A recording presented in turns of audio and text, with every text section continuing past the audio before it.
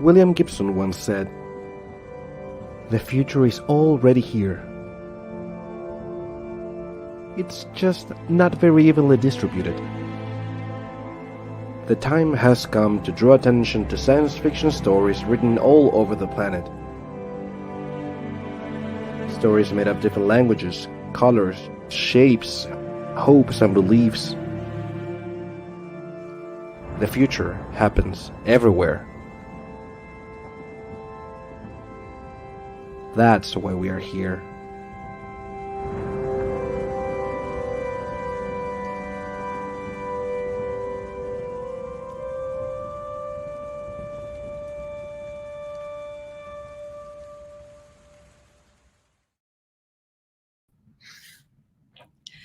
Hello, everybody, and welcome to FutureCon.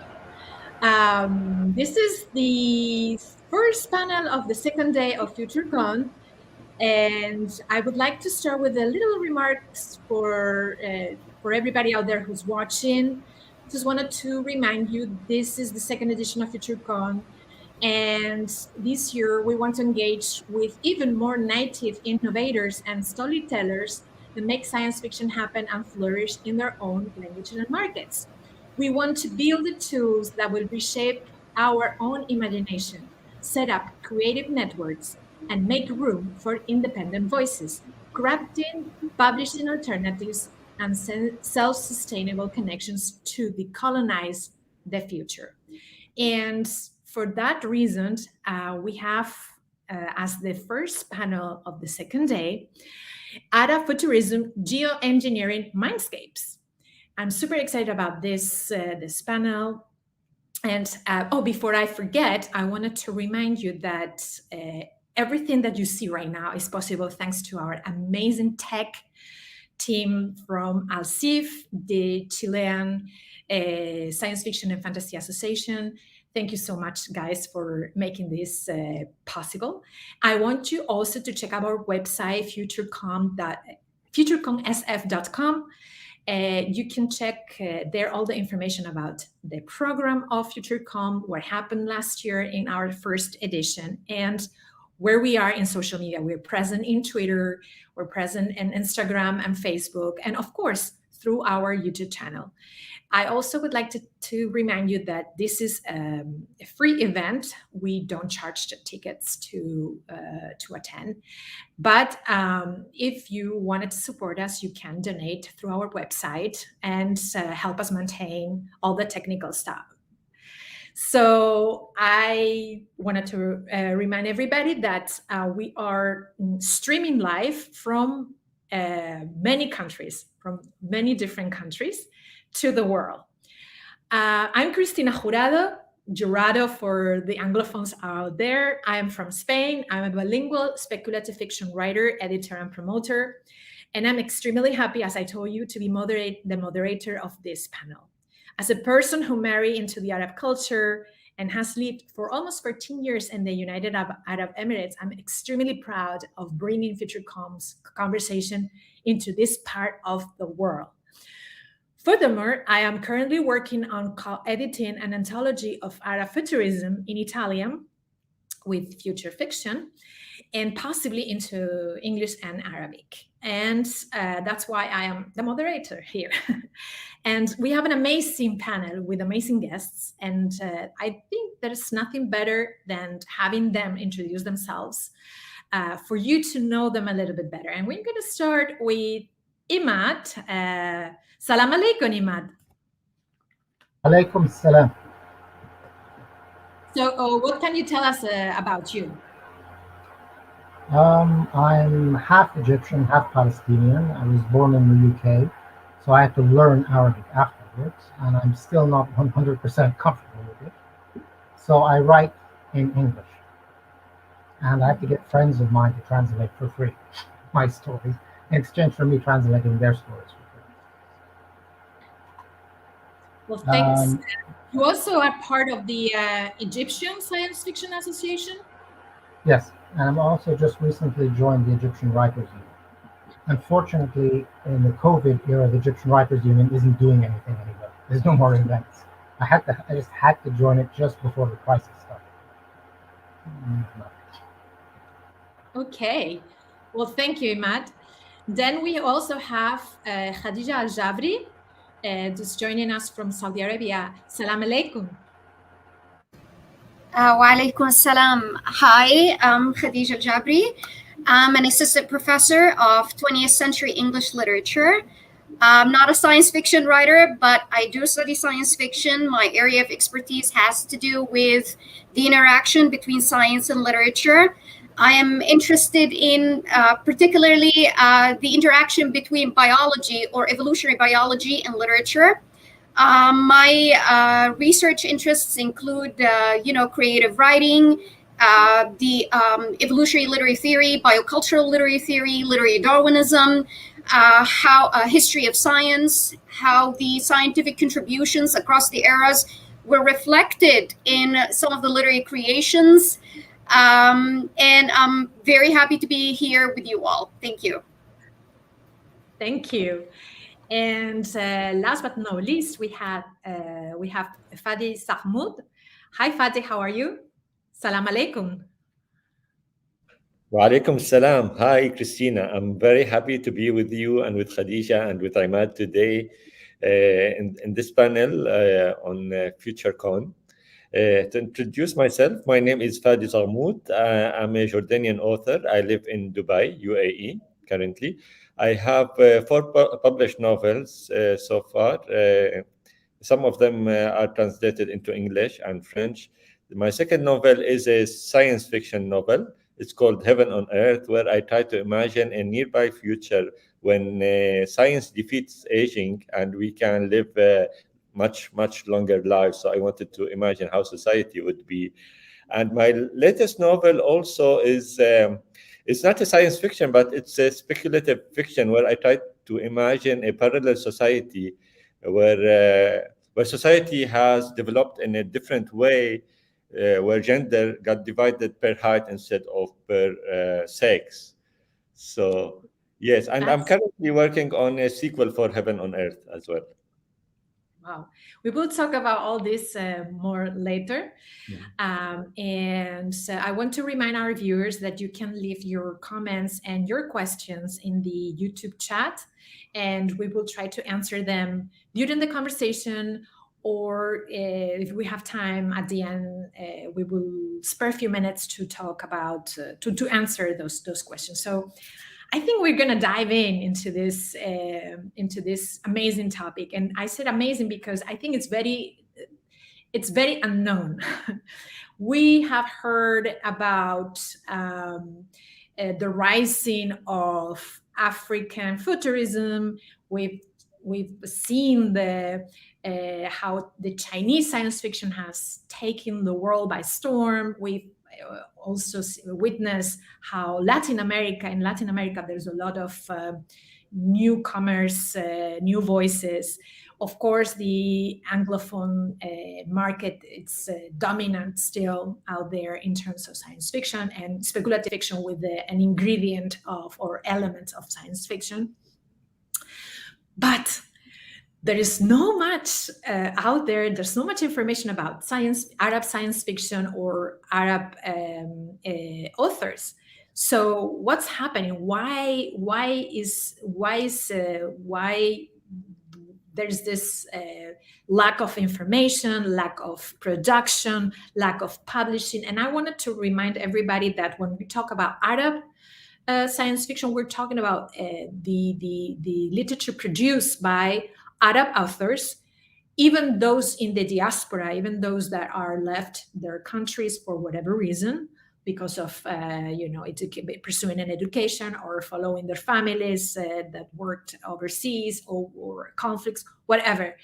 And so it's not just the authors that are living in the Arab countries, which are those in which Arabic is the official language.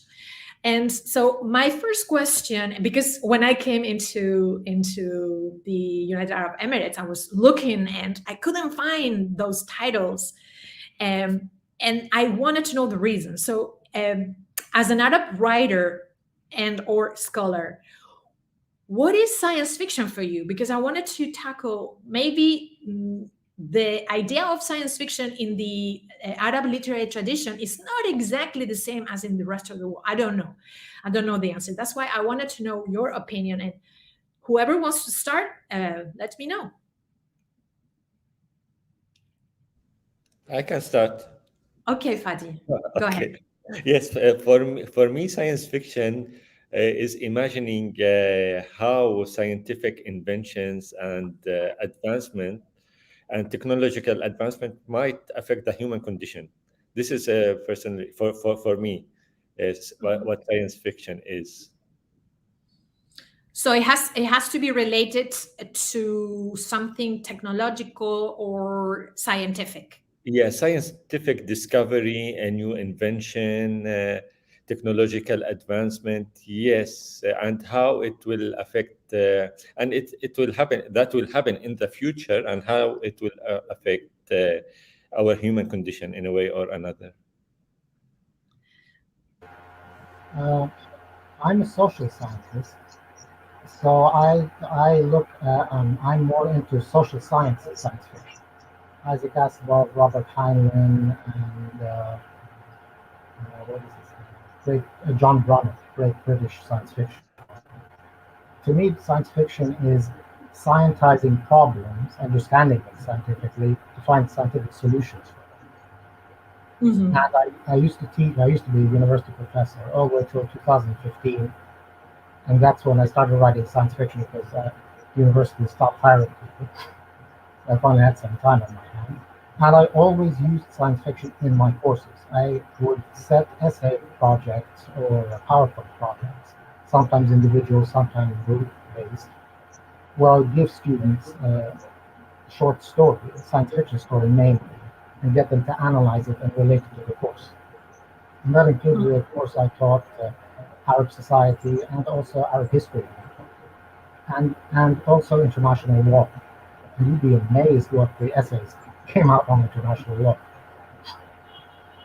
This is interesting because where you mentioned also social science, I think we tend to think about science as just the tech and the bio aspects of the science, and we kind of forget that there are other science like social sciences, and that's why I'm very much into. I would like to know what Khadijah has to say about this, because this is her the way the what she's studying and doing the research about.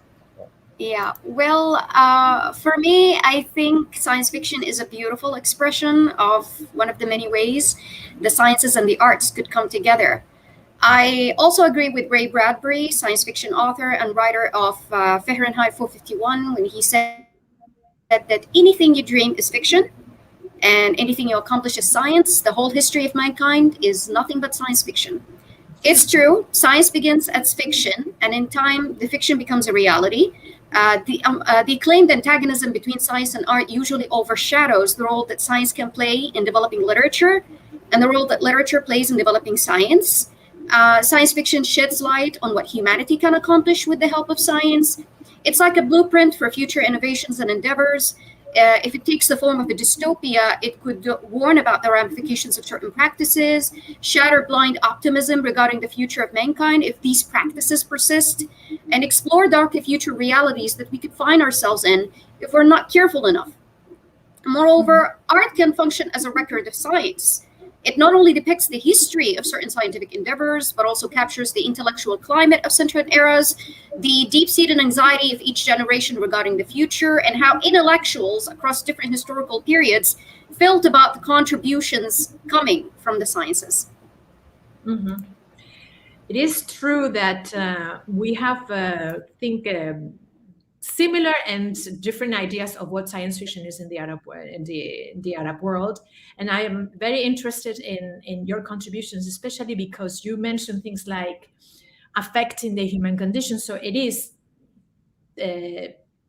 directly related to humans and our traumas and our hopes and desires and our social interactions. also, I liked the idea of the solution to the problems that Emad was saying, and how beautifully you describe, Khadijah, what is this kind of the crossover between the science and life, and that everything kind of is coming from progress and this idea of development. It's kind of science fictional also. So it's beautifully written, and I explain. I would say, but why then do you think so little science fiction being published in the Arab world? In your opinion, who wants to jump in? I can start if you like. That's okay? Yeah. All right.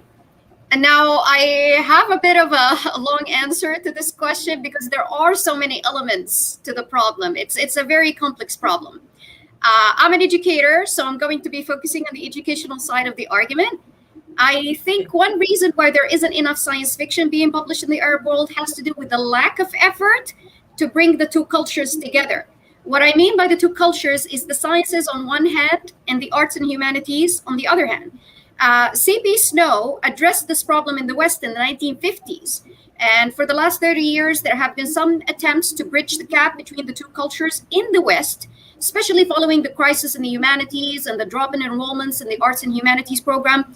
I don't think there's enough awareness of the problem in the Arab world to warrant an attempt at finding a solution to the problem. Unfortunately, the two cultures are still pretty much separate in our educational system. There are other problems, of course. I mean, let's take a look at science programs first. For starters, they do not encourage research. There is no denying that there are continuous efforts to develop science textbooks in different parts of the Arab world. However, even if the textbooks are continually developed, the teachers who teach them lack the training that would help them actualize the goals the textbooks were designed for. This is one problem. Another problem is that despite the effort to develop science textbooks for the school level, I would still describe these textbooks as conservative. They try to steer clear of certain areas of science that are perceived, emphasis on the word perceived, as controversial. Take evolution, for example. It is still not taught in certain parts of the Arab world. Certain evolutionary concepts are engaged in, but not in an overt manner. As someone who's interested in the relationship between literature and biology, I always ask my students about evolution. Many have maintained that they have never heard the name Darwin before. Those who are familiar with evolution state that they learned about it through Arabic social media accounts, and unfortunately, those do not always communicate accurate information. They always tell people that what Darwin's theory is about is that human beings evolved from monkeys, and that's it. I'm currently working on a paper where I test the students' background in biology and how it might affect their interpretation of science fiction. The questionnaires I collected showed me that my students do not even understand what natural selection is and what it entails. I was able to correct most of the misconceptions in class, but what this particular experience made clear to me is A, how can we encourage science fiction production if our science programs continue to avoid any area of science that is considered controversial? What kind of science fiction will be produced in the presence of certain conservative science programs? And what kind of science fiction would we encourage future generations to produce if we do not instill the spirit of research in them? B, how are we to teach science fiction and encourage science fiction production if our students do not have sufficient background that will enable them to engage with science fiction properly? Yes, they will read it. Yes, they will enjoy it. But will they be able to engage with it properly if they don't have sufficient background in science? Now, this should give you an idea of how science is contributing to the problem rather than aiding in solving it. Now, let's take a look at how Arabic literature is taught in certain parts of the Arab world. Unfortunately, you will notice that it is still confined to a traditional realm that does not encourage interdisciplinarity, creativity, or critical thinking at all. The classes mainly employ a simplistic, genre-based approach. This is a lyric. This is an epic. This is a ballad. Now turn the page over and you will find the interpretation there. You do not have to think. It's already been made available for you. There's more focus on poems than in fiction, possibly because poems are easier to tackle in a classroom setting. If a story is included, it has to have a moral. Addressing texts that encourage discussion regarding certain complex issues, like moral dilemmas, for example, are discouraged. Interacting with the text in different ways other than the one made available in the book is not an opportunity those classes offer. In short, just like most classes in the Arab world, teaching Arabic literature is all about memorization and regurgitation. These do not develop critical thinking, problem solving, or the art of interpretation. Sorry, it's a bit of a lengthy explanation, but I had to say it. Yes. Yeah. Emad, you're mute. Yeah. I want to. Go ahead, sorry, Fadi, I want to jump in. Mentioning China, that's a good example in contrast to Arabs. I remember reading a paper, an academic length paper, talking about how the Chinese Communist Party translates science fiction, Western science fiction, to Chinese, as seeing it as a way of combating superstition. So in the process, they created a readership which is going to lead to a spawning of writers. Nothing like that exists in the Arab world, to my knowledge. And concerning university, it's worse than that, Dr. Khadijah. I used to teach at the AUC, American University in Cairo, and I tried to get a course on science fiction done. Nobody was interested, even the English department. And a friend of mine in the English literature, comparative literature department, told me, it's ridiculous because Jules Verne, H.G. Wells, George Orwell, they're all classics of literature, and they're taught, including their sci-fi works. But nobody wants a specialized course on science fiction.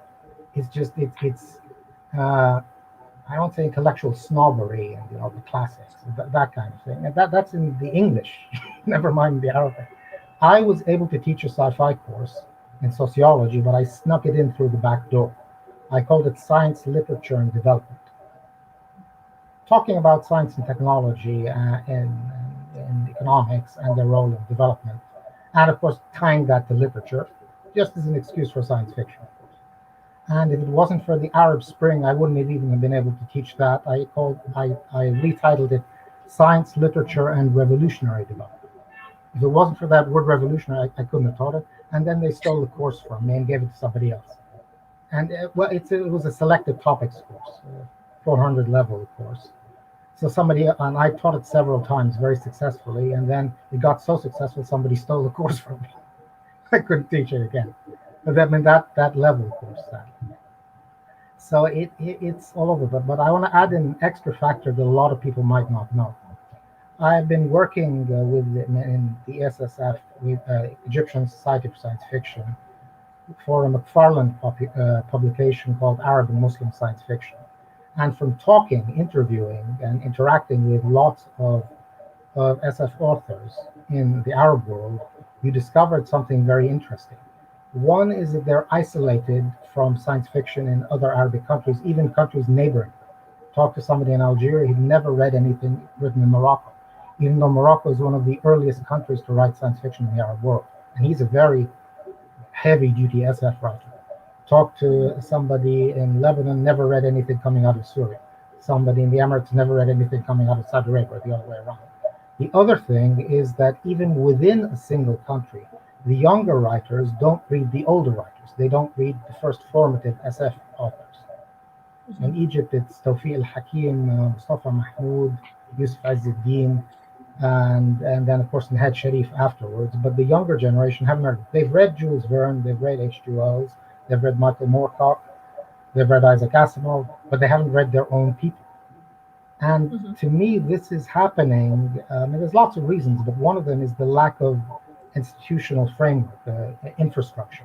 If you have sci-fi magazines, specialized publications, sci-fi groups, ESSF only existed since 2012. People meet, they talk, they get to know each other. Publications are distributed around. People give talks, people do signing ceremonies, and you create a community. And that gets a cascade effect. People pool resources, compare notes, brainstorm, and they also set expectations. Somebody did a really cool novel on this topic, I'm going to do a better.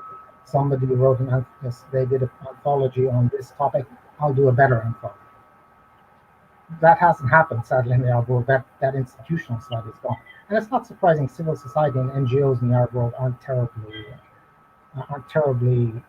well developed. And I can tell you horror stories about how an NGO rented an apartment or bought an apartment to be headquarters, got qualified for financing from the government, then the government took the apartment from them. Say, if you're getting money from us, then your assets belong to us. Literally, that in Egypt. I don't know about what's Jordan, Fadi. I'll mute myself now. And I would like to know what Fadi has to say about this, because we have a question from an audience member, which is about this. In addition to the rift between science and the arts, is there also inadequate education of critical thinking and or creative problem-solving skills? Kind of, I think you already addressed this, but I would like to know what Fadi has to say about it. Yes, I totally agree with what Khadijah said and Emad said. I think it's a reflection of the little interest that we have in science research in the Arab world and the amount of investment in research and scientific discoveries. We don't see like many scientific discoveries coming from the Arab world. So we don't have this this excitement that encourages our youth to start to love science more and to start writing about it. And also, as Khadijah said, I think we still have also some cultural limitations because we live in a largely conservative societies that are religious, and there are so many things sometimes in terms of conservatism and religion that they think that are in contradictions with science. So maybe some people try to avoid tackling these issues, not to infuriate the audience. But also, I wanted to say, I wanted to give an example. 2 years ago, I was participating in the Emirates Literature Festival Foundation, and part of my participation, I had to go to a girls' school and give a creative writing lecture. And at that time, I wanted to make it about science fiction, about the future. And I printed some images, the Hyperloop, self-driving cars, augmented reality, virtual reality. And I asked them to sit in the groups and write, like, imagine the future when these technologies come to life. And what I noticed at the time that they were very pessimistic. And I was really surprised. Like, they are young girls, 14 years, and living in a very nice environment. They should be more open and more happy and more optimistic about the future. But most of the stories were really sad. So, and I don't know why. Yeah. Yeah. It's interesting what you mentioned, this pessimism, because, well, as everybody, well, no, I think everybody kind of knows, but I would like to state to confirm, the Arab world, it's many things. It's not just one thing. There's many countries, cultures that share a common language, but has their own culture, their own characteristics, and it's not necessarily the same thing. And what is the values that maybe, for example, paramount in Jordan, it would differ maybe in some parts of the Maghreb and so forth. And something that I found very interesting is that especially in the Gulf states, because we've been going through this hyper modernization, the effect of the great and super modern structures that have been built and the technologies that have been taken into everybody's houses and lives had probably some effects that we still are envisioning in the way people are relate to each other and relate to their environment and relate to the other groups in society. And I was always wondering, because, for example, in my own experience, I live in Dubai, in the United Arab Emirates, and this country is mainly formed by there are locals, but the majority of the people living here are immigrants. So it's fascinating to see that we don't know so much about the rest. I mean, I'm talking about the immigrants. We don't know a lot about what locals' life is. And we don't have many opportunities sometimes to get in touch with them and ask them what do they think about certain topics, or how do they experience life, and how this hypermodernization that is being called Gulf futurism by some has affected the way they see the world, of the way they relate it to life and to each other. And when people ask me about living here, I always say this is really truly a science fiction set, because everything is grandiose and everything is super, super modern. I don't think you can find more modern than here, or maybe Singapore. I think those are the examples that come to my mind. But I think that many people in other parts of the world cannot even grasp what it is, what we are experiencing in here in terms of infrastructure, services, even and the technology that is coming into this part of the world and it's getting implemented. And it might have some effect on the people, and some effect on also the way they see literature and science fiction. Because if I think about a little village in the middle of nowhere in Spain, they probably don't have at all the same experience than people living in Dubai, for example. And I'm talking about teenagers, for example. People in the same age group, they will have completely different ideas of what the reality is and the future.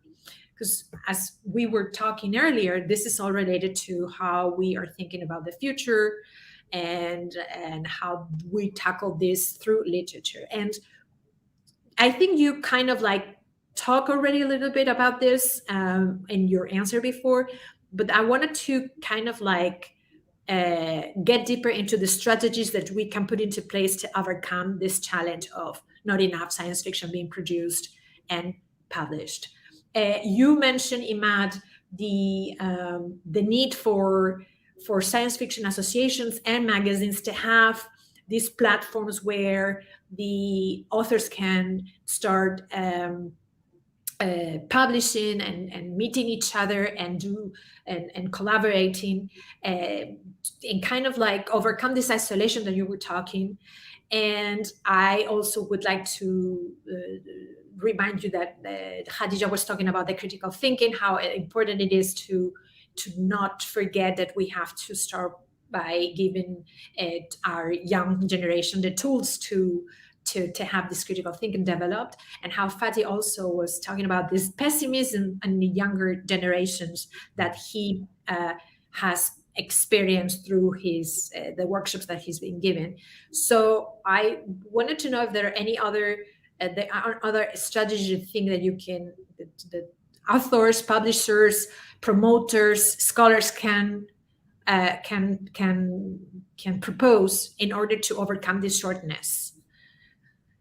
I would add what Khadijah suggested is to combine science and art in schools, like try to come up with classes where we can encourage our students to study science and then try to imagine how they can apply it in literature and in creative writing and in art as well. So I think this would make them more passionate about science fiction. And one other thing I wanted to mention is that soon they will launch here the Museum of the Future in Dubai, yes. the UAE. And I think they have big plans to like create a community of futurists along with science fiction writers. They will bring them together in special events, and so this will help the community here in the UAE, and I'm very excited about this. For those of you who don't know, the Museum of the Future in Dubai has been created through 3D printing. It's beautiful. You have to check online because it's something. It's a beautiful. We've seen it unfolding how the structure was coming up, and we also have the Expo 2020 that didn't happen last year. It's starting in October, where we expect everybody to come. Well, we expect people to come from all over the world. Hopefully, they will come. But I know for sure that all the students in the United Arab Emirates can go for free at least once, and they will encounter pavilions of very different countries and cultures, and will be exposed to many things that maybe they were not in other circumstances. Somebody else wants to jump in. I just want to answer the question that Fadi posed about these kids and how they weren't interested, even though they're privileged kids, hyper-modern kids. I had a similar experience when I was teaching scientific thinking at the AUC, and this is before the Arab Spring. So I had one assignment essay, answer certain questions, and then tell me what would you do to improve science and technology in Egypt. And something like most of the students said, revolution. They mean that politically. Even Christian students in Egypt, you would think they'd be afraid if a revolution happened, Muslim fundamentalists would take over. They also said revolution. And I was shocked because these are the privileged kids who go to the AUC, who pay in dollars, these kind of things. There's this lingering insecurity in the background, the back of people's minds. Even if you're rich, even if you're well off, even if you have a good job, something could happen and all of that could be taken away from you. And that money doesn't protect you. I also in class, I once told my students, famous Egyptian architect, businessman, Mamdouh Hamza, the man who built the new Library of Alexandria. He went to England to meet the Queen, and he got arrested by Scotland Yard and accused of terrorism and plotting to kill the Egyptian Prime Minister. And it was all trumped up charges, and thank God he was cleared in the end. But he was put in prison and he had a heart attack in prison. This big, famous, prominent businessman, celebrity practically, going to meet the Queen, and even there he can't be protected. That's not enough. His money, his status, beating the Queen, that's not. If they want to get you, they're going to get you. Mm-hmm. And so that's it. That's what's causing that pessimism and fear and insecurity that linger. But to quote the Hunger Games, the only thing more powerful than fear is hope, and science fiction can create that hope. Mm-hmm. Yes. I see Khadijah is saying yes. I would like to know what you think about this. To comment on what Fadi and Emad just mentioned about the pessimism that that shows in the students' writings, we don't have a creative writing course in the university where I teach, but every year the university has this big scientific events, and one of the areas where the students can participate is a creative writing competition, and it has to be creative writing in English, in a foreign language. Since I'm in the English language and literature department, sometimes they bring me in to just go over the works, make sure they are not plagiarized, and then pick like 6 works that are good enough and then give them to a panel of judges. And I took a look at those works, and yes, I noticed an enormous amount of pessimism there. I mean, it's all about death and anxiety and I don't know what those students are experiencing, but I can totally see Emad's point of view when he said that, there is this deep-seated anxiety that it could all be taken away from you one day. And I mean, it's really sad. I mean, those are very intelligent, smart, young students, and yet they show this level of pessimism regarding the future. I wish I could change it, but maybe if we could encourage science fiction production that's focuses on the bright side of things. I'm not well versed in Arabic science fiction, but the works that I have, went over quickly, they don't have a shred of hope in them. And it's really sad. Maybe now's the time to start changing things. And I wanted to add to all what you already mentioned. I think also what I learned doing a little bit of research when I came into this part of the world was that there were not enough works produced in Arabic, that everything that it was, if there was something out there, was mainly some translations, but some works in English, and the translations into Arabic were lacking. And I remember talking to my friend Noura Al-Noman, which is an Emirati author, and she was saying that the reason why she started to write science fiction in Arabic, it's because they were not books that she could give to her children in Arabic, because she's a big fan of science fiction, and she wanted them to also be fans and to read, but she couldn't give them interesting books or engaging books in Arabic. So she started writing them to give it to them. And then she realized that something like as similar as Dune, for example, from Frank Herbert, wasn't even translated into Arabic. And she took the time and as an endeavor, as a personal endeavor, to find it translated and translate it and get the rights to translate Dune into Arabic, which she did, which I think it's unbelievable. I never thought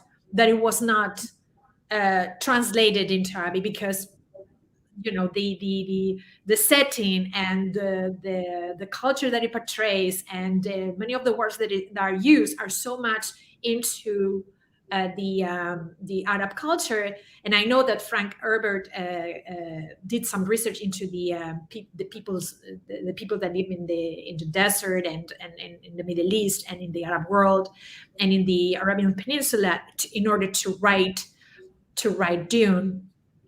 And I always found fascinated that even though it portrays kind of like a society that mirrors the Arab world or some parts of the Arab world, it was not available in Arabic. And Noura told me that one of the things, that the big problems, is that if you want to encourage people to write science fiction in Arabic, well, you have to have some books, some novels that you can read, that you can relate to, like what is Fadi doing, for example, with his own books, writing them. They're getting translated, which is wonderful, but he is writing them in Arabic and giving some kind of canons. He's establishing some canon for younger generations, and not so young, to read. But it's kind of like something that also happened in my home country, that we think that everything that comes from outside is better. And we tend to give more credit to works that come from the Anglo-Saxon world instead of what we produce in our own country. And I think it's kind of also happened a little bit in the Arab world. And bear in mind, even though Spain has its own culture and its own history, but until very recently, it was also a very conservative country. So I can see there was some similarities, the lack of critical thinking until very recently in terms of being taught in schools and different educational forums. So I kind of see that this is something that has to be overcome with more production, more interest by publishers out there. If you are listening to us, people in the publishers and publishing companies in the Arab world, please take into consideration that, as I always say, if you want people to think about the future, you have to let them be able to imagine it. And you can do that through science fiction and speculative fiction with science fiction and fantasy ingredients. Yeah. I think it's capital. And that's why I wanted to go into the next idea that I think is very important, and it's really related to science fiction and futurism. In your opinion, how does the future look like in the Arab world? I know it's a big topic. Who wants to come first? Shall I do? Yes, Fadi, go ahead. For me, I think there are 2 points. First thing is that the Arab world is not separate from the global world. Like whatever technology that that we discover or invent in any part of the world, we get it like in few months, nothing changes. And the second point is that we have different Arab countries, and some of them are rich Arab countries and some poor Arab countries, and like different development phases. I would, and the third one, I would say that we still have also the cultural specificity. So whenever I try to imagine the future, I can't avoid not to imagine how to apply certain inventions in an Arabic context and Islamic context. So I always tackle that in my novels. But yes, to speak about that, I would say that it would be similar to different other parts of the world in many senses. But I can and also feel optimist about starting to invent science and starting to create science in certain Arab countries, especially in the UAE. So you think the future is related to development of science and technology in this part of the world? Is that what you are trying to? Yeah, this is how I see the future when it's related to science. Yes, I think that scientific inventions are the biggest drive of human development and societies. So it will always be related to new technologies and new inventions. Okay. And who else wants to to answer this? Well, the future is grim, but thank heavens we seem to have weathered the storm of the deal of the century that Trump came up with. And they're relaxing the siege on Gaza, even for Gaza and then fishermen. The Israelis are giving them more room to fish in the water. So there's optimism there. Actually, concerning technology, I hate computer models. I've just been to a few of the past week, and actually, we don't have everything that they have in Western countries, at least in Egypt. Maybe in Gulf Arab countries, it's different. And I've been told by tech friends, I don't have a lot of tech friends because I'm out with computers, that the laptops we get here have the old processors in them. It's the latest model laptop, but the Intel chip or the whatever, the Acer chip or whatever it is the old model to prevent reverse engineering, to prevent people from opening the thing up and figuring out how to build it themselves. So there's actually a technological backlog in this part of the world. And it's consumer technologies that are consumed, social media, things like that, but not the productive stuff. Concerning a way of turning things around and making things better, maybe publishing science fiction, writing science, but concerning publishing, the publishing industry in Egypt, it's mind-boggling. You have the publisher, you have the bookstore, and you have the author.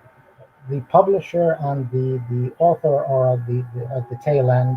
The bookstore makes the real money. There's no clear IP, intellectual property rights, copyright, things like that. People there's bootleg versions of books and music get done all the time. That strangles the industry, and you have to pitch in financially to get your works published. And they do it in limited quantities to test you out to see if you're popular. And the only way to get well known as an author is through the Cairo International Book Fair, book signings and things like that over there. But again, the publisher tends to be in charge of that, and they don't want to take risks. I was looking for books by novels by a very established author I know here in Egypt, Said Nigm, and he also writes a little science fiction. And I went to bookstore after bookstore after asking, "Do you have this novel?" No. "Do you have this latest novel, this older novel?" No. I couldn't understand why. Finally, one of the booksellers took pity on me and told me why. He said he made the mistake of publishing with several publishers. Publishers want an exclusive, not exactly exclusive contract, but they want to be your exclusive publisher, and then they produce en masse. If you shop around with different publishers, they punish you by doing small consignments.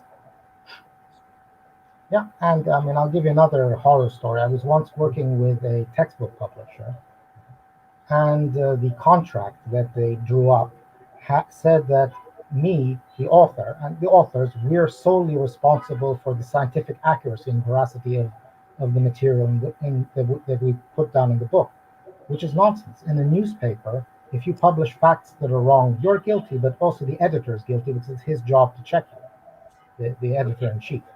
Here in Egypt, there's this huge loophole in the legal system for publishing. And if you talk to lawyers, they don't know which body of law actually covers publishing.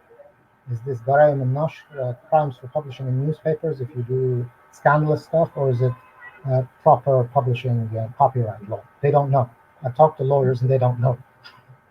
So that whole the legal infrastructure of publishing has to be sorted out. And Egypt is signatory to the World Trade Organization and GATS and all these things, which are supposed to sort those things out, but they just won't implement the law. So again, there's all of these infrastructure problems in the background that you don't know that are strangling. But I'm optimistic because this Cairo International Book Fair, a lot of science fiction, a lot of fantasy, a lot of genre literature, specialized publishers, book series, adventure stories, and also television. Finally, in Egypt, in Egypt, Ramadan, when we fast, that's the big bonanza for television. This Ramadan, previous Ramadan, there were science fiction series. One science fiction. Mm-hmm. So it's building up. There's a cascade effect happening. So I'm optimistic. And Palestinian SF, since Palestine Plus 100, it's cascaded. Strange Horizons did a special issue. 2 conferences were done where Palestinian science fiction was raised, literature conferences. I participated in one of them. So I'm cautiously optimistic. Humor. I would like to know what Khadijah has to say about the future.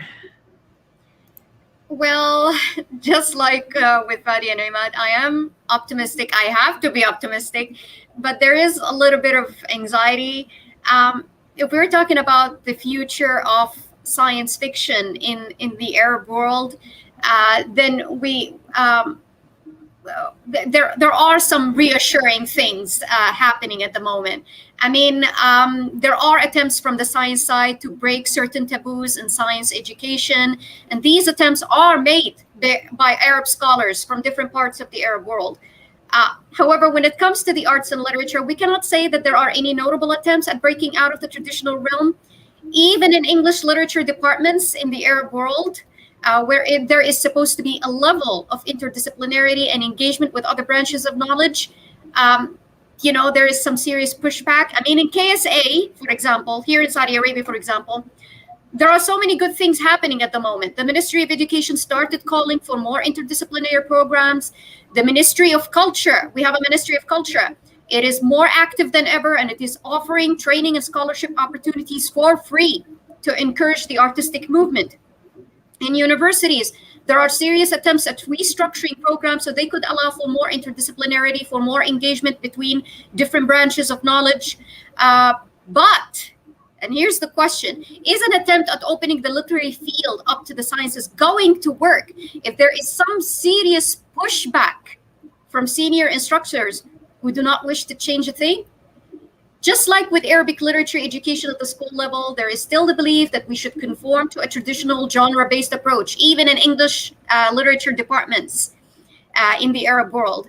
They argue that literature is interdisciplinary by nature. But what sort of interdisciplinarity are we encouraging? Unfortunately, it's an outdated one that relies on theories in the field of psychoanalysis and linguistics that have long been discarded or proven wrong. Relying on the same faulty theories will further alienate the field of literature, not just from the sciences, but from other branches of knowledge. Graduates of such programs will not contribute much to breaking out of the isolated realm that their instructors created. This, in turn, might affect their engagement with science or the way they might influence others around them. As a result, we should seriously consider restructuring our educational system so that we can encourage both an interest in science and a level of creativity that allows us to envision what it can do for us. I mean, steps are already taken, but we need to push harder for those steps because, as I mentioned, there is still some pushback to any change, and this is what makes me anxious. I'm optimistic that certain institutions around the Arab world are aware of the problem, are trying to fix it. But still, at the same time, there is some pushback, and this is what makes me anxious. It's interesting that you mentioned all this, because I sense there is this anxiety everywhere. It's clear to me. It's kind of like everywhere, not just in one country, but in many. And this may be the cause of this kind of like pessimistic approach to science fiction that we're seeing from people who are tending to start, like the teenager students that Fadi was mentioning, or even what Khadijah and Emad were telling us, that they also sense in their courses. And maybe there is kind of like, I think that it tackles kind of like what is the present of our reality. But I'm thinking more in towards the future, like not just the immediate in future, but even a little further down the line. Some people are talking about this solar punk and this hope punk movement that's trying to envision sustainable futures, and talking about futures in the plural sense, not about the future, thinking that there's not only one vision but multiple, and that everybody should have their own version of it, or should be able to have their own version, reflecting their own characteristics and their own culture, kind of getting away from this idea that it was kind of westernized and white and very normative, of that is just one future, and this is like flying cars and robots at home and so forth. And so my question was more like, what do you think, you as scholars and authors, not just so much the current situation, but how could you, or how would you envision the future of your own countries, the countries that you live in, the countries that you were born, the area, the region? How would you see it? Is it? I know that the present is grim a little bit, and I know there's room for optimism. But you, as individuals, how do you see the future from your own experience as Arabs? And who wants to come into? Who wants to start?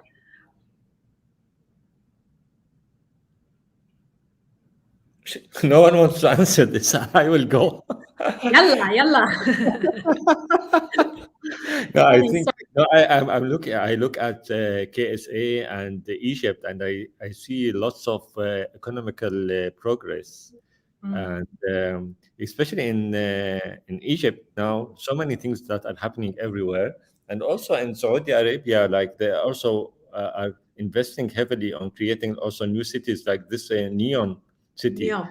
Yes, it's very exciting, like to see it's happening, and I hope they deliver as they are planning to. So, and it's very close to Jordan, Neom. So in Jordan, we're still having much economical difficulties, and I wonder why we're not jumping like other Arab countries, like in Egypt and Saudi Arabia and Emirates, and they are moving fast now.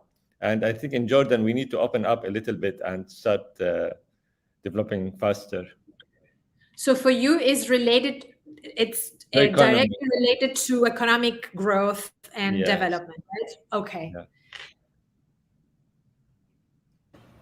Well, as Fadi mentioned, there are a lot of positive things going in Saudi Arabia, not just in Saudi Arabia, certain parts of the Arab world, they are, becoming more aware of the problems that their societies are facing. I mean, maybe certain societies are moving faster towards progress than others, but there is awareness, and this is a good thing. The first step to solving a problem is to becoming aware of it.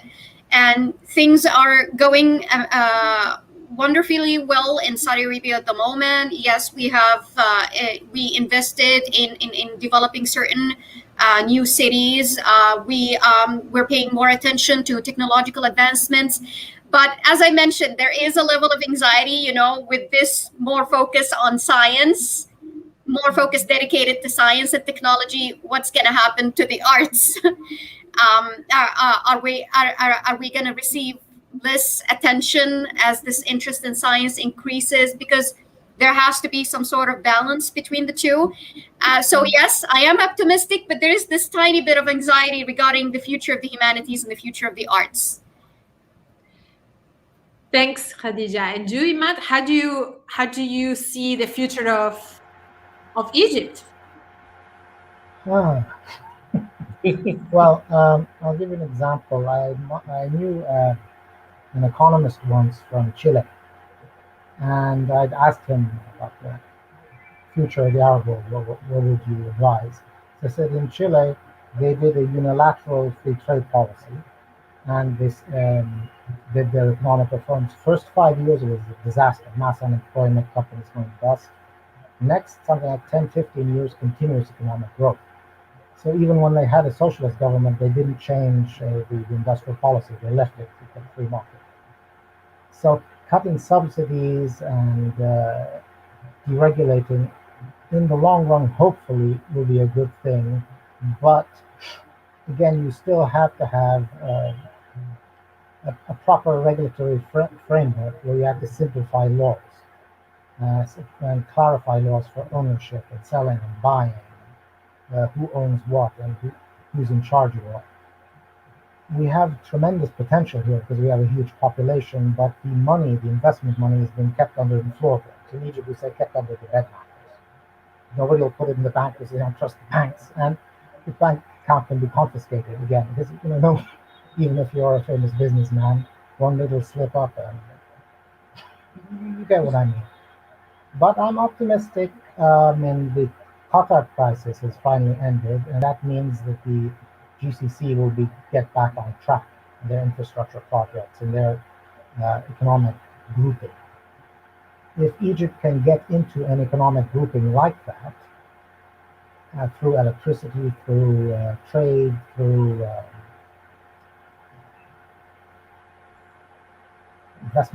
joint investment projects, and these kind of things, then that could lead to a snowball effect, cascade effect. Mm-hmm. But right now, in the middle of the Corona crisis, I'm not optimistic. Well, I always, when I think about Egypt and the future, I had to mention Utopia by Ahmed Khaled Tawfiq. I read it in English. I was like, wow. I was thinking, who is this person? How come I didn't know enough about him? And even though he recently left us, but it is so interesting and so raw, his idea, and so even though it's called Utopia, it's not at all very utopic. But for me, it was a discovery. It was a discovery. I didn't know people were writing these things in the Arab world, so I really enjoy it. And please, if you have the opportunity, I will write in the comments later the name of the book and the author, because it's really, really interesting. You need to read this book. But kind of like trying to overcome this kind of dystopian feeling and sadness and melancholy and anxiety. I think there are little by little. I've read some of your stories, Emad and Fadi, and I can see that there is also hopes for. I don't know if it's. We would say better future, but at least it's a reality that is kind of like more optimistic than the one we are facing right now. And for that, I wanted to go into, we are now in the last half an hour of our panel, and I wanted to talk about what really matters to us, which are books and authors. And I wanted to ask you about not just yourselves, because I want you to, Fadi and Emad, talk a little bit briefly about what they're writing. Maybe you can elaborate a little bit about your own work, but if you can give us 3-4 Arab authors and books that you would recommend to the viewers out there, because I think that this is something that we're lacking too. We don't know where to start, and there's not so much out there. There is some, but there's not so much out there that I think that is important, and we have kind of like a mission to give this information to the world and encourage everybody to take a look at those books. As I said to you, when I read Utopia, I was blown away, and I loved it. I love the way it portrayed this society, and I recommend it to everybody to give it a try. They're gonna really enjoy it, even if it's hard at times, very, very hard. So who wants to start with recommendations? I can start. Yes, Fadi. Let's go. Yeah, and now it was mentioned in the comments, Frankenstein in Baghdad. It also won the Arab Booker Prize.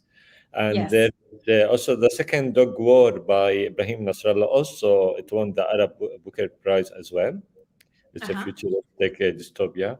And there is also one called Mercury for Muhammad Rabia, Egyptian author. Yes. Okay. Here is the... And this Mercury, this one, is it about? Can you describe a little bit? I think it's more about fantasy than science fiction. Yeah, that's more a fantasy twist than yes. Because I know that it's kind of blurry at times, the difference between fantasy and science fiction in the Arab literature, which is something that we didn't get into very deep into it, but I just wanted to mention briefly. And I was able to interview the author of Frankenstein in Baghdad and Ahmed Sadawi through an interpreter, because his English is not very good.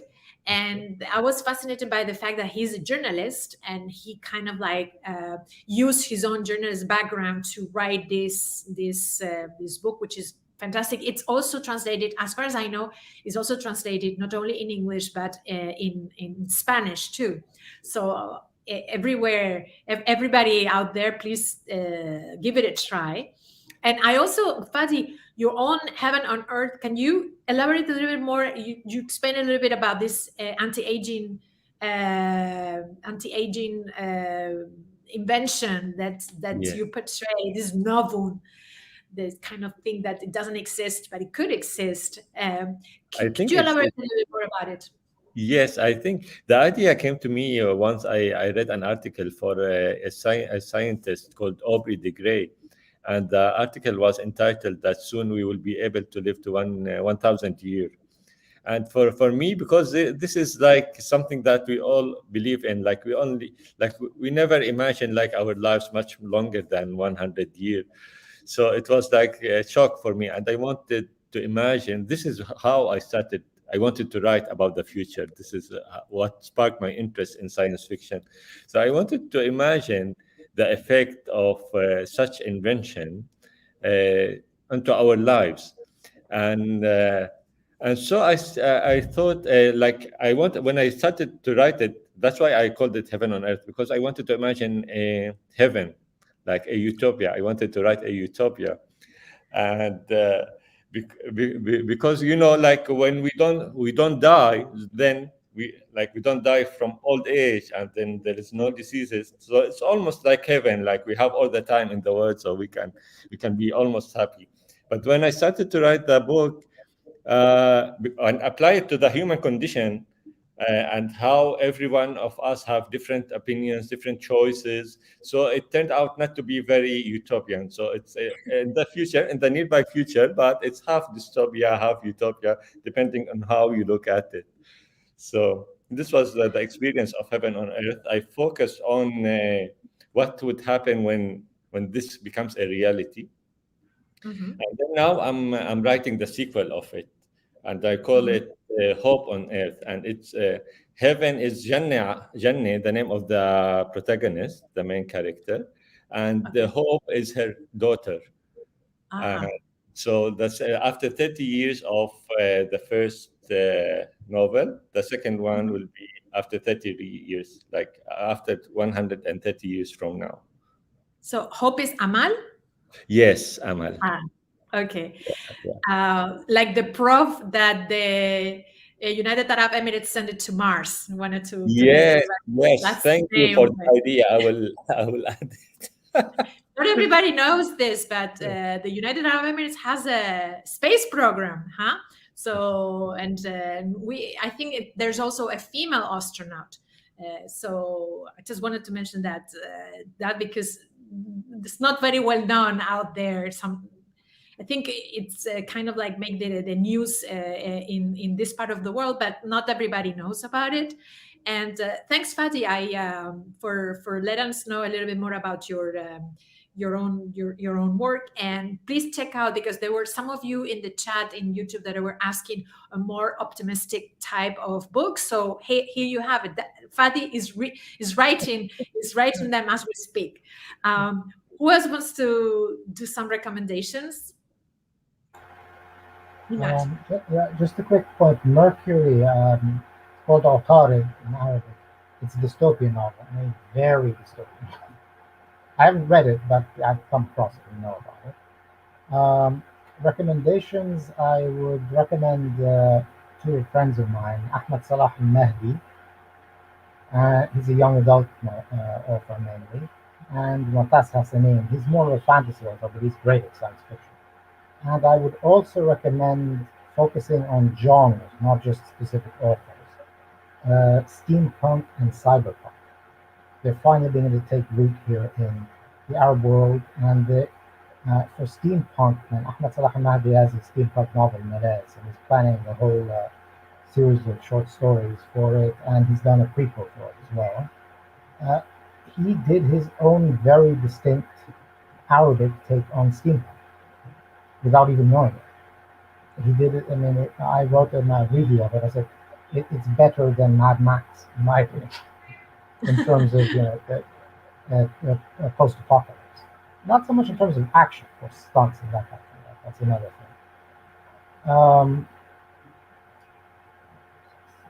thing. That's for recommending. And of course, recommend reading me and Fadi. I have an optimistic novel set on Mars, and I've been struggling to get it published in English. And it seems nobody wants to publish it in English language publishers, specifically because it's optimistic. Because Arabs go to another planet and sort out their problems there.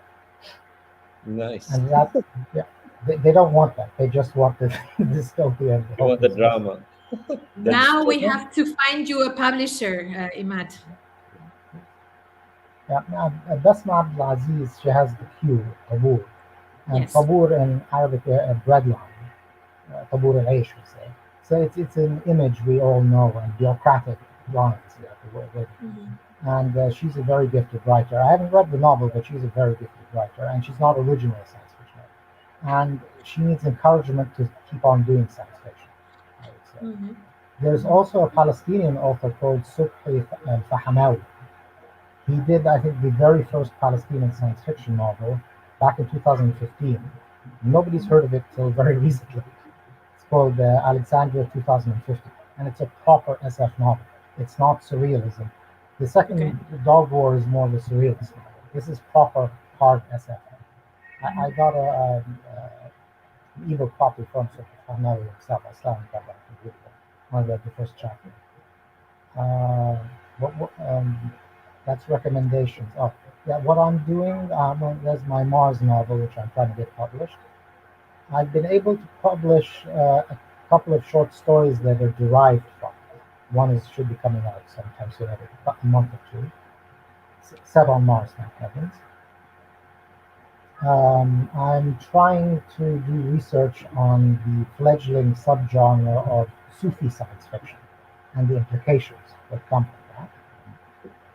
I'm trying to pioneer a subgenre. I'm going to borrow this term from my brother, actually, which is sci-spy, which is espionage novels, spy stories in science fiction, where I have two heroes. One, of course, is a Palestinian, naturally, and they inadvertently protect the Arab world from foreign and domestic conspiracies without even knowing. All by themselves, because nobody wants to help them, and nobody's concerned with protecting their home countries. They keep finding themselves in they have a nose for trouble. They find themselves in a situation. But again, I've been trying to publish those stories and stuff. I haven't. And what else? I wrote a list actually. Just let me check. What else is there? I was also hoping to do something called the Palestinian Futurist series, where I have an open contest for anybody who wants to try to imagine Palestine in the future, Palestinians in the future. But in Strange Horizons and Palestine Plus One, they've kind of already done it. That's it. I'll put on. Khadijah. Yeah. Well, I have a comment about what you and Fadi discussed regarding utopias and dystopias, but I'll give you the recommendations first, and then I'll make this comment. The first book I thought of in response to your question is Hayy ibn Yaqdan. I'm sure a lot of the audience are familiar with it. It was written by Ibn Tufayl, and it's a philosophical novel that was produced in the 12th century. The book is more of a precursor to the novel than a novel in the modern sense. It's highly philosophical, but it shows its author's deep engagement with the science of the era, from anatomy to even a rudimentary view of evolution. And it's interesting to see a view of evolution, a rudimentary view of evolution in a story or a novel that was published in the 12th century. As for other works, sorry to say that I'm not well versed in Arabic science fiction because, as I mentioned at the beginning, my field of expertise is English literature. But I can tell you what I have on my list at the moment. For starters, I have Arabic science fiction by Ian Campbell, and Arabic and Muslim science fiction critical essays that was edited by Dr. Emad, the fellow panelist, and Hussam Ibrahim. I thought of these three books as, for someone like me who is not, who doesn't have a sufficient background about Arabic science fiction, I thought of these books as a good introduction for me and for other people who want, to learn more about Arabic science fiction. Also, as a Saudi, I want to explore the Saudi production of science fiction, and I'm thinking of reading the collection of science fiction stories written by Ashraf Faqih, Nayfun wa Ashruna Haya, which can be translated to 20-something lives, and Haninan ila al-Nujum, Yearning for the Stars. And finally, and most importantly, Heaven and Earth by Fadi. Fadi, I hope you don't mind. I'm thinking of writing a critical essay about it, if you don't mind. Thank you so much. I would be honored, of course. Yeah. Well, it's an amazing concept, and I was intrigued. I mean, I haven't read it yet, but I was intrigued, and I was like, okay, this is critical essay material, definitely. I hope you enjoy it. Inshallah, most definitely will. But in regards to your comments about utopia and dystopia, I think the two are connected. You cannot exactly separate them. I mean, certain elements that we usually associate with utopia are also good material for a dystopia as well. Technological advancements, living forever. Science is a double-edged sword. It can be used for good and evil, and immortality. Immortality is a universal concern because we're human beings and we have the survival instinct, and we are also unique and different from the other living organisms in that we can experience death anxiety all the time. We think about living. We have unique identities. So this is not, it's a universal problem, and I'm very interested in exploring it from the perspective of a Middle Eastern writer. And it's like, to see how the Middle Eastern culture and the Islamic culture played into shaping your point of view. So amazing, really amazing. I look forward to reading it. Thank you. I'm so happy when these synergies happened. Yeah, it's unbelievable what collaboration sparks, and I hope and I'm sure that this will be not the last time that our paths cross. But I wanted to let everybody know that don't worry if you didn't got the names when we were saying them, because we will list them in the comments part of the YouTube broadcast. And I wanted to remind everybody the some of you spoke about Basma Abdelaziz and the Q, and also I spoke about Noor Al-Noman and Ashwan, which is a trilogy. I wanted to remind everybody that they can get two wonderful anthologies, which is Palestine Plus 100 and Iraq Plus 100. Palestine Plus 100 by Coma Publishing, edited by Basma Galagini. I think Emad had a story on it, right? If I'm not mistaken. And so I recommended you. It's very interesting because not only it's one of the few anthologies out there, but it's also kind of imagining how could it be Palestine in 100 years from now. Same and the same kind of like spirit is Iraq Plus 100, edited by Hassan Blasim, and I can remember I cannot remember all of the authors there, but I remember, for example, Hassan Abdul Razak is there and some others, and I recommend you to follow those two anthologies. It's also Iraq Plus 100. It's also in Coma Press. And if I'm not mistaken, Strange Horizons had a special issue on Palestine speculative fiction. Check it out. And I think also Omenana magazine had something in mind or is preparing something. I'm not sure, but I think it is. Check it on the social media.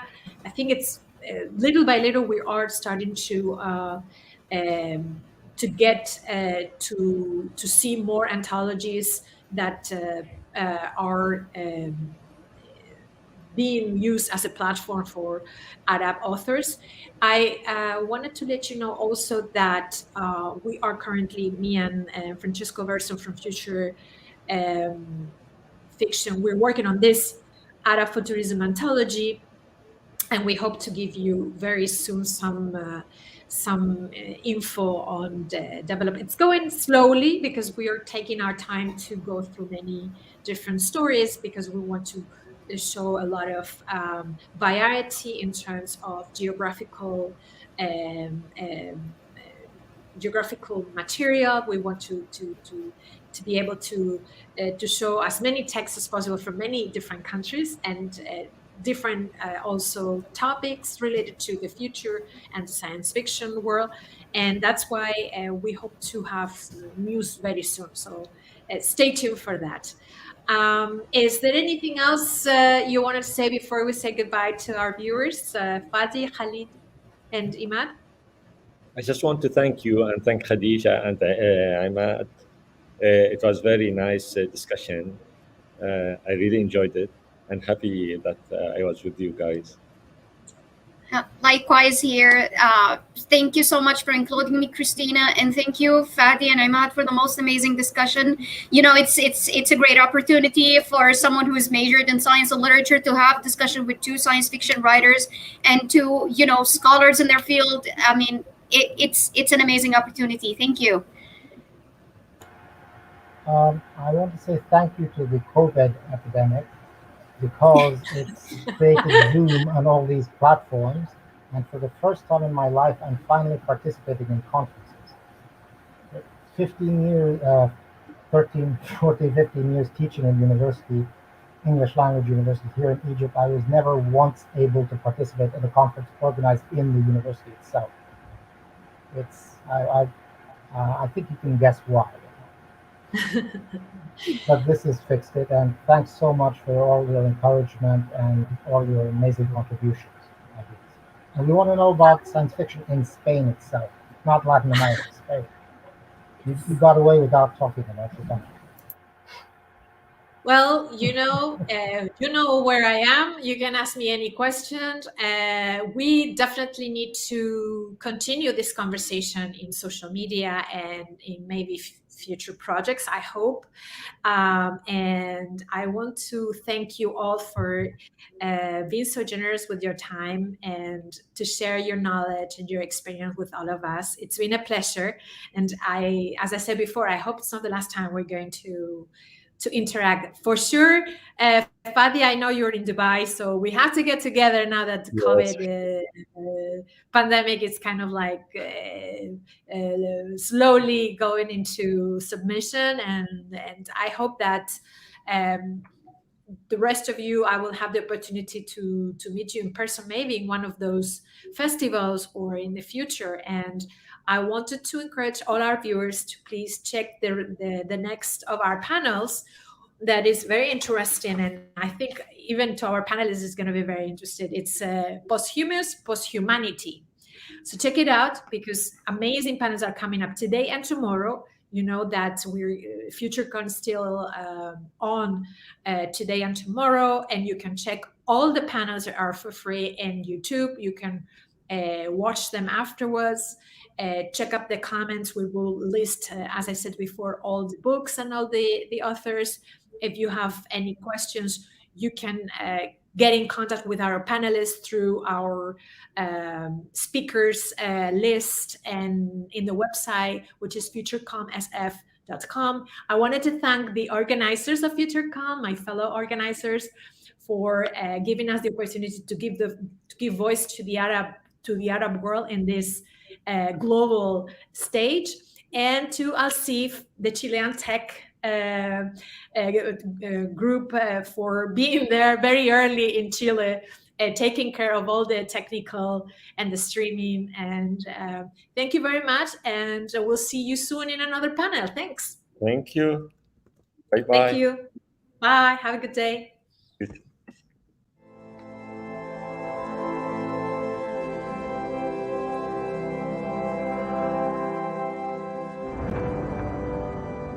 William Gibson once said, "The future is already here. It's just not very evenly distributed." The time has come to draw attention to science fiction stories written all over the planet. Stories made of different languages, colors, shapes, hopes, and beliefs. The future happens everywhere. That's why we are here.